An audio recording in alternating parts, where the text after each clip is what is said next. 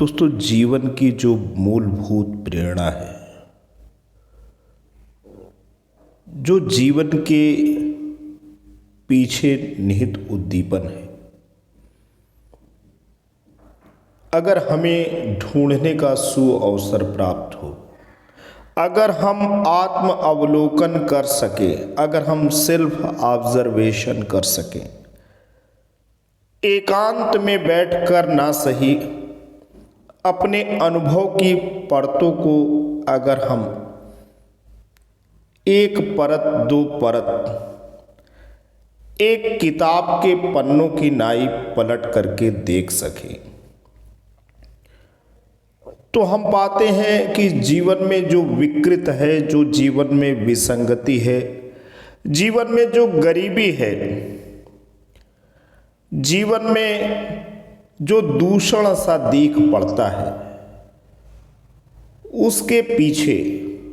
उसके पीछे अगर हम दोस्तों देखें तो कहीं ना कहीं प्रेम का अभाव है। जीवन में हम अगर आत्म अवलोकन करें, प्रत्येक व्यक्ति आत्म अवलोकन करे, ये तो पाता है कि अगर कहीं किसी का ध्यान केंद्रित व्यवहार है, यानी अगर आपका कोई ध्यान खींच रहा है, खींचने की चेष्टा कर रहा है, तो उसके मनोशारीरिक ऊर्जा का जो केंद्र है कहीं ना कहीं डिस्टर्ब है, कहीं ना कहीं उस ऊर्जा के बीच में संतुलन या साम्य का अभाव है। कहीं ना कहीं अगर हम बात करें तो प्रेम का अभाव है, कहीं ना कहीं प्रेम का अभाव है। और जीवन दोस्तों प्रेम और सम्मान, इसी का नाम है। आज की जो कविता कवि हृदय दर्पण के माध्यम से हम प्रस्तुत करने जा रहे हैं, वो कुछ इसी विषयक है।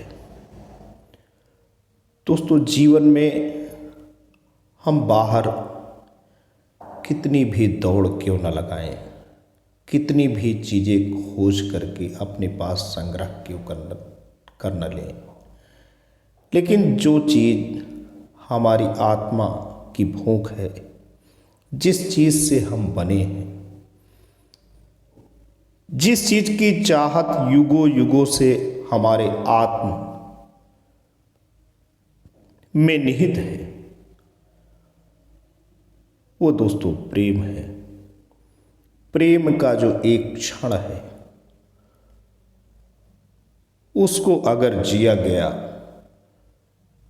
तो जीवन पूर्णता के साथ जिया गया। शुद्ध जो प्रेम है खालिस देसी घी के समान है। जैसे आज के दौर में शुद्धता दोस्तों देखने को मिलती नहीं है, चाहे शुद्ध व्यवहार हो, चाहे शुद्ध खाद्य पदार्थ हो, वो चीज़ दोस्तों देखने को नहीं मिलती, वो दुर्लभ हो गई है। वैसे ही शुद्ध समर्पित प्रतिबद्ध जो प्रेम है, वो जीवन को पूर्णता प्रदान करता है। आज की जो कविता है अंधेरे का मुसाफिर, इसी प्रेम की रोशनी की अभिलाषा में जीवन का नैराश्य दर्शित करता है।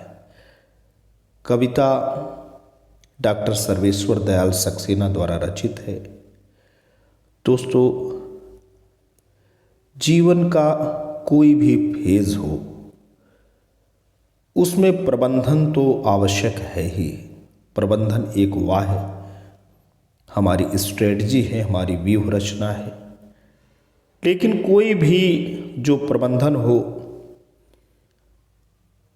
वो प्रेम पूर्ण होना चाहिए। उसमें जो व्यक्ति हो उसको सम्मान होना चाहिए।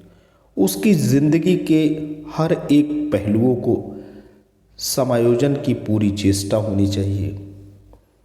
कोई भी व्यक्ति जब इस तौर तरीके से जीवन को सहेजता है,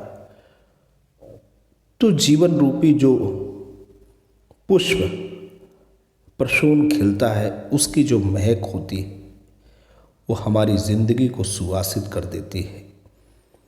आइए अंधेरे का मुसाफिर कविता का हम पाठ करते हैं और कवि के संदेश को आप तक पहुंचाते हैं। यह सिमटती सांझ, यह वीरान जंगल का सिरा, यह बिखरती रात, यह चारों तरफ सहमी धरा, उस पहाड़ी पर पहुंचकर रोशनी पथरा गई, आखिरी आवाज पंखों की किसी के आ गई। रुक गई अब तो अचानक लहर की अंगड़ाइयाँ, ताल के खामोश जल पर सो गई परछाइयाँ, दूर पेड़ों की कतारें एक ही में मिल गईं, एक धब्बा रह गया जैसे जमीनें हिल गईं, आसमां तक टूट कर जैसे धरा पर गिर गया, बस धुएं के बादलों से सामने पथ घिर गया।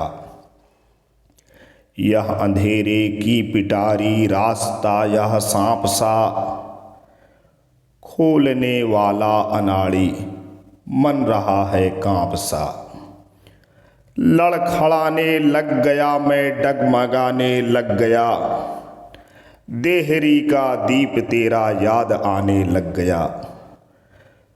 थाम ले कोई किरण की बाह मुझको थाम ले, नाम ले कोई कहीं से रोशनी का नाम ले, कोई कह दे दूर देखो टिमटिमाया दीप एक, ओ अंधेरे के मुसाफिर उसके आगे घुटने टेक।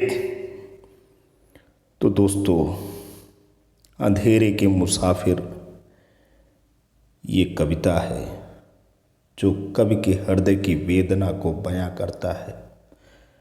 जब अपनों के बीच से गुजर जाते हैं,